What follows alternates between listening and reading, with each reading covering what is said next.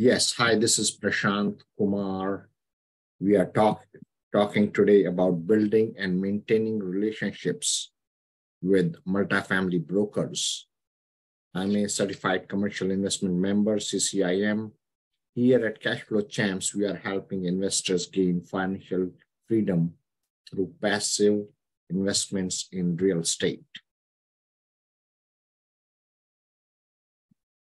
Hope everybody can listen to me. If you have any questions, you put it in the Q&A box and I will answer them as I see them coming in. Once again, as a disclaimer, I'm not an attorney, financial advisor, or a tax advisor, or an accountant. This is for information purposes only. Please seek professional advice from appropriate personnel for your investments.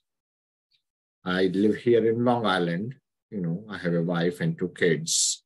I'm managing partner at Cashflow Champs. I have worked as an IT consultant in multinational companies over 25 years. Our team portfolio is about 146 million asset under management. I co-host a real estate podcast, Cashflow Champs Real Estate Podcast. I've had 2,000 units in past in my portfolio. I currently have 1,000 of them. I love helping everyone. I love multifamily. I love assisted living, and I meditate regularly. Just few things, if you want to talk to us, any of us, you can schedule a call with us. The leftmost QR code. Then we have free underwriting sessions that we do on Saturday at 4 p.m. Eastern. There's no charge at all. You can register for them for multifamily.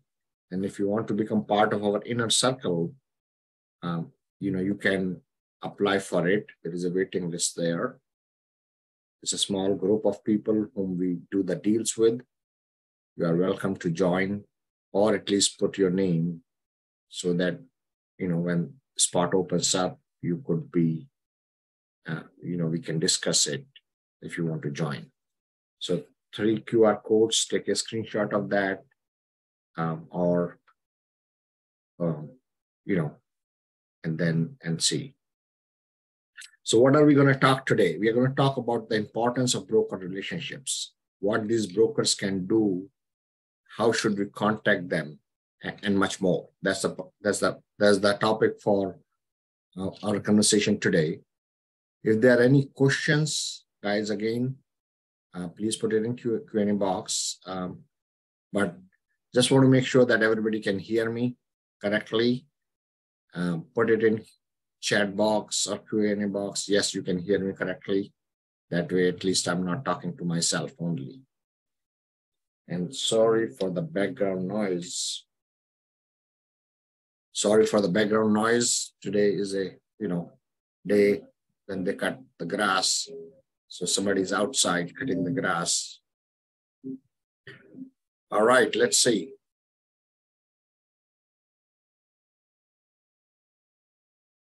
So basically in multifamily, when you are dealing with the smaller units, less than 50 units, broker relationship is not so important at that time, because less than 50 units are typically owned by mom and pop owners, and they run those properties themselves.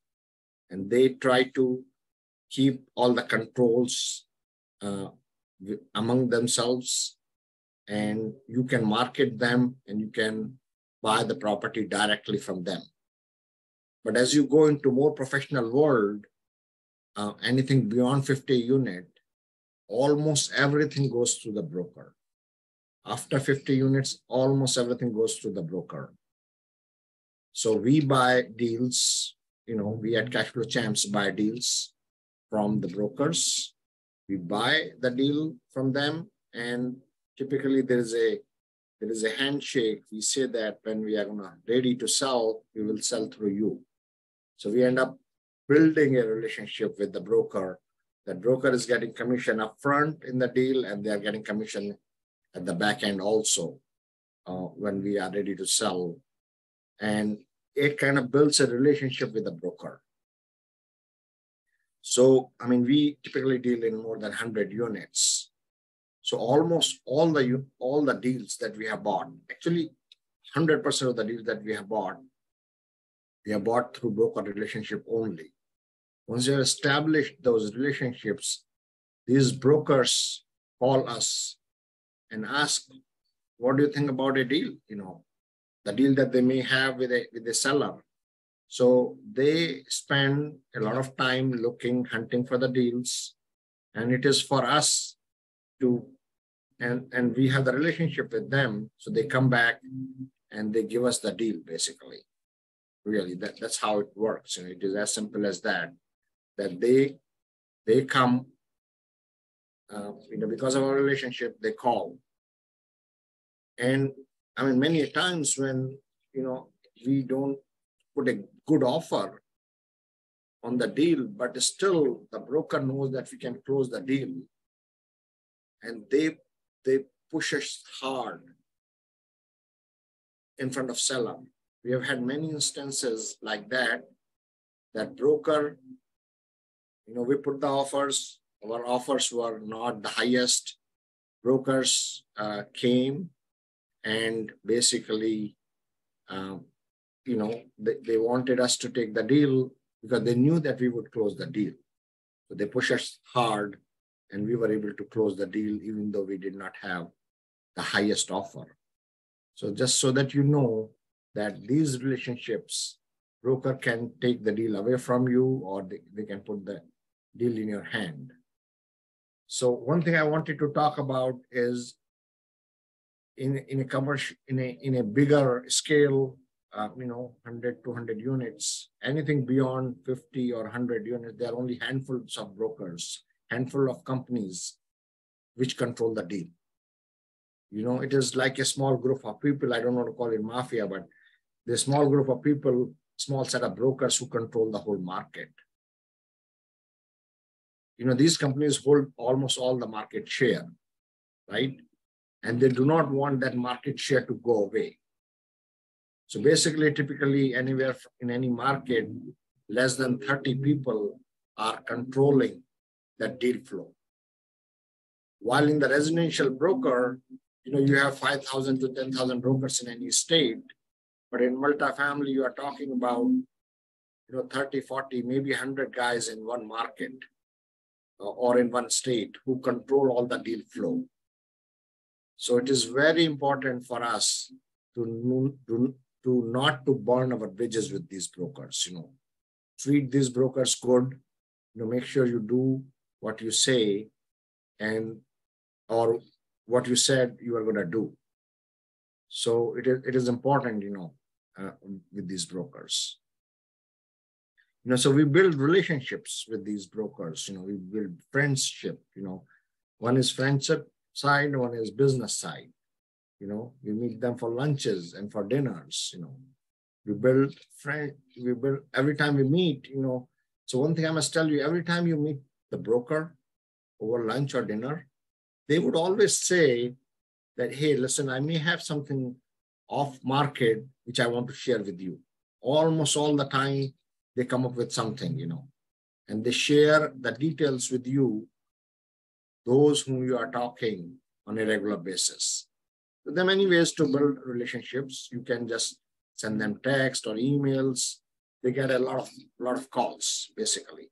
You know that. These brokers get a lot of calls, basically. But many times they don't, their times are limited. They have limited time at hand. So they want to work with the people who can close. They just don't want to waste their time with tire kickers, right? With so many gurus out there, a lot of people who are trying to get brokers' attentions every day, phone or email work. But the true way is to connect with them on a regular basis, take them out for lunches, dinners, or coffee, find some commonality, talk to the brokers and build relationships. That's what I must say. If you are new to this business, you have to build relationships on a one-on-one basis, not just meeting the broker over a weekend and ask them to take you around. That doesn't work very well. I mean, as a matter of fact, brokers don't want to do that kind of thing.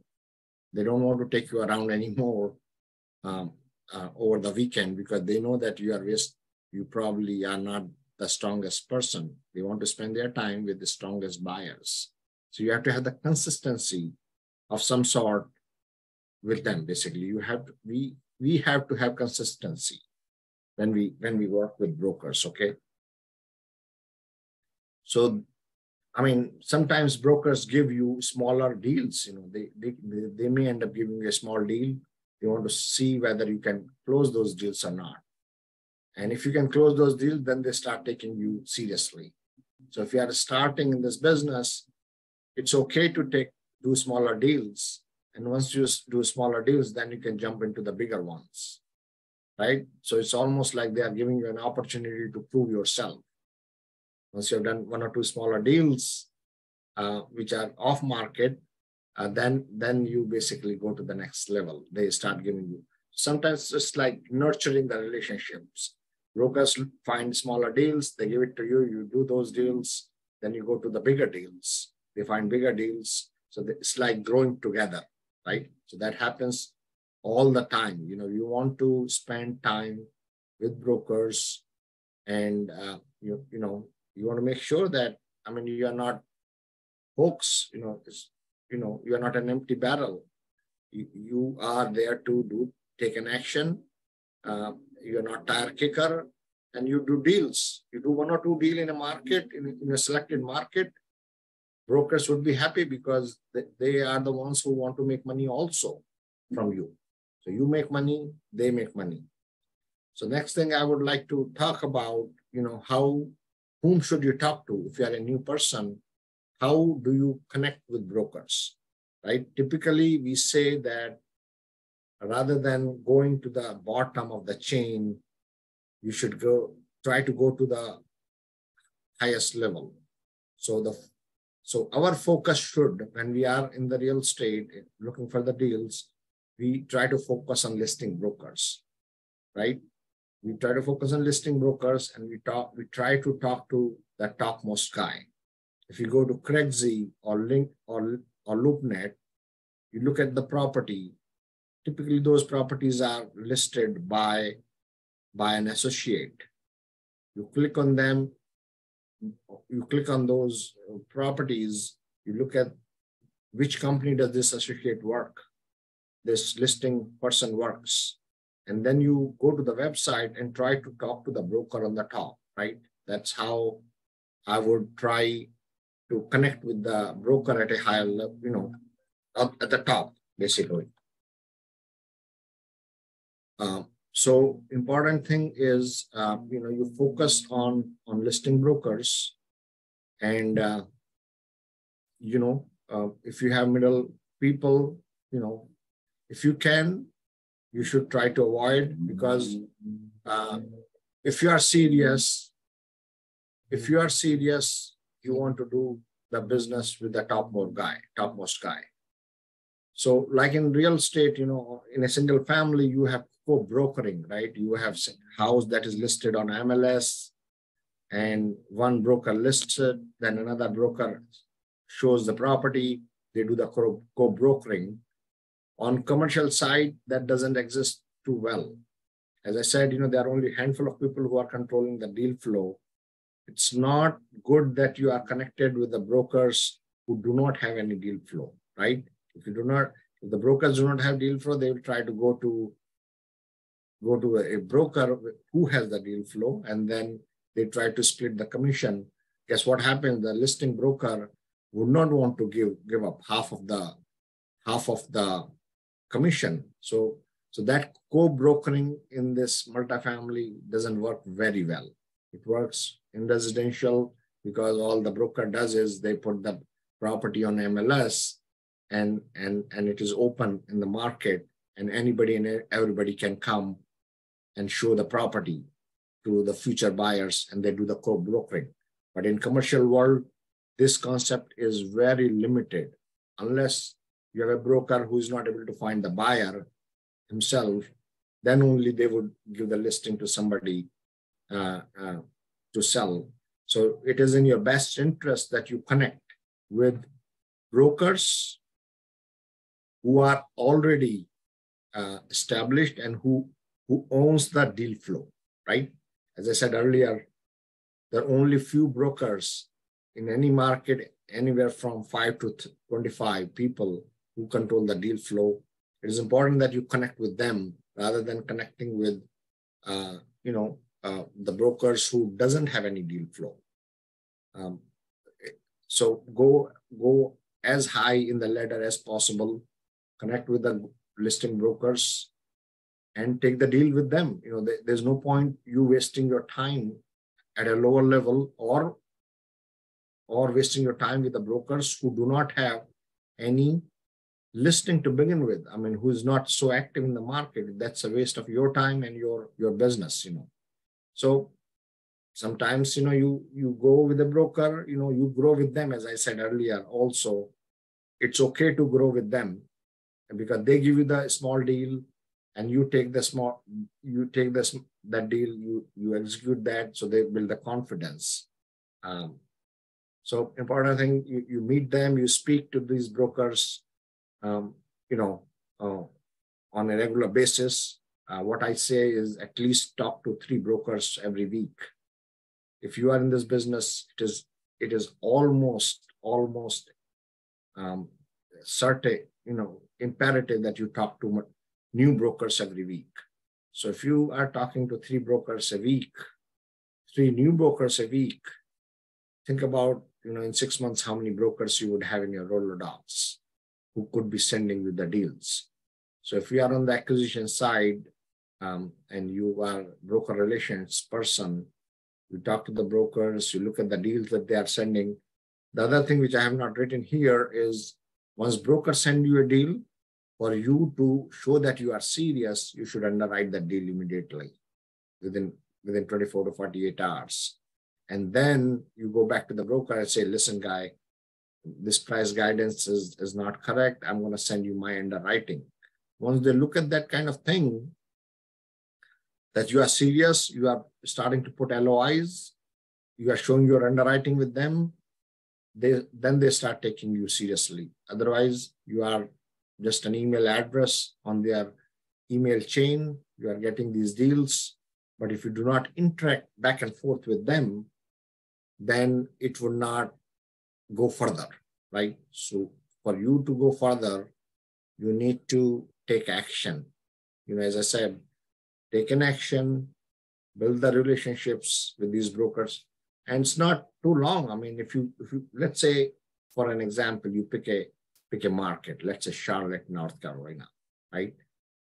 It's a matter of a couple of months that you build a strong relationship with these brokers. You go there, you stay there, you meet them once, twice, take them out for dinner. In a matter of a month, you would have 10, 15 people who would be willing to share the deals with you. But because like everything else, we never have time to do that kind of work in a focused approach, we never end up building that relationship. So that relationship building is the important piece. And I know these brokers can make you rich because they are connected inside the community.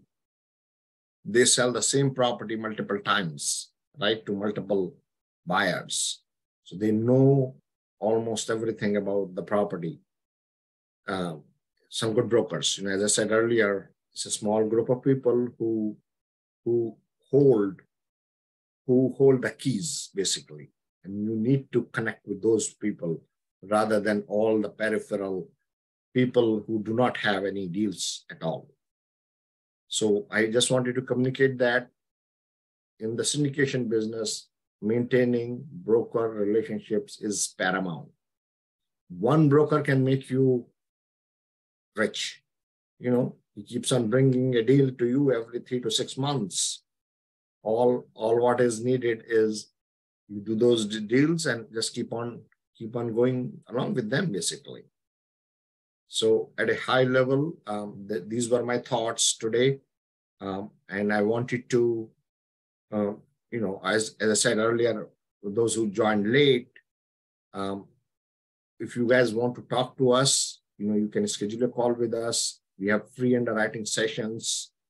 If you want to join our inner circle, you are welcome to connect with us. We have a waiting list now, where we are doing deals with our students together. So sorry, take the screenshot of this page. And one more thing I want to say is that we have a deal that we are working on, Park Valley Apartment Homes. Scan this QR code. It is 506C deal. It is for accredited investors only. And basically, we are closing that deal in about 3 weeks from now. We have 8 to 9% cash on cash and about 16 to 17 IRR and 20% annualized return over 5-year period. The 3 most important things about the deal are it has assumable debt at 3.5%. Number 2, property is already upgraded. Number 3, rents are about 200 below market. So 3 things. Property has debt below market, 3.5% debt for next 9 years. Number 2, property is already upgraded and the rents are 200 below market. It's a kind of slam dunk deal for us. You want to know more about this deal? Go to cashflowchamps.com/investnow or scan this QR code. Now let's see if there are any questions. I don't see any questions in the chat window. But as I said, register for the next week webinar. And whatever I shared, guys, just to make sure that we understand this very clearly. If you are in this business, you want to build relationships. If you are below 50 units, it's okay not to have that many relationships with brokers. But if you are in above 50 unit environment, then you have to have good relationships because that is the key for you to grow. That is the scalability that comes into picture at that time. So, and as the most important point is to get into the groups where deals are controlled by a small group of people, right? It's not residential brokers where you have 5,000 to 10,000 brokers in a state. Here in a market, there are only 30 to 50 people, brokers who are controlling the deals, and it is imperative that for our business, we get in connection with these folks. That's all I have today. I hope, are there any questions? Anybody wants to discuss something? I'm here to answer anything that you may have.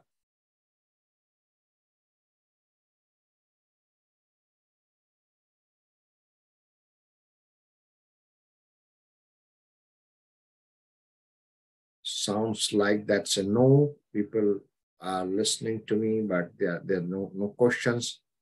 I appreciate your time. I'm going to stop recording and basically stop doing the live stream also. There's somebody who said, oh, yeah. So the email, you can send me an email at Prashant, Prashant, at cashflowchamps.com. Michael, thank you so much. Prashant at cashflowchamps.com.